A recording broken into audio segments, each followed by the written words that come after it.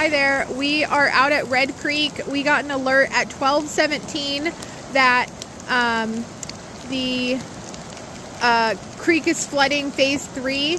So we have less than an hour until the burst comes. And we're just taking a look at the levels.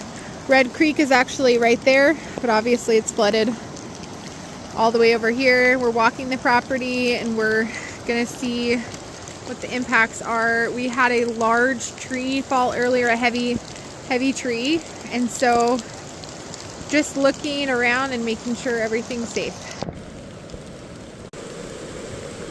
The burst has happened.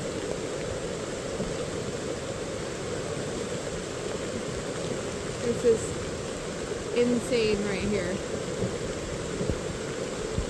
All you can hear is the rocks. The bottom are like getting thrown and tumbled down the river. It is rising really fast. There's debris. We're gonna head in.